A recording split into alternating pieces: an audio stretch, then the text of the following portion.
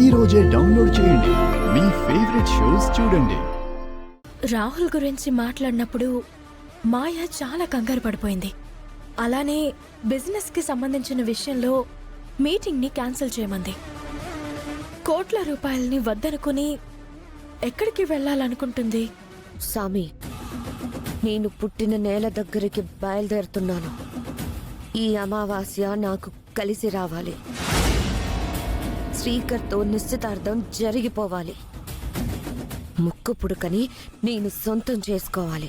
నిన్న మీరన్నట్టు మాయ వెనక ఏదో కథ ఉంది. ఆ కథని మనం బయట పెట్టాలి. అయితే ఇంకా ఆలస్యం చేయకుండా మనం బయలుదేరదామా? సరే.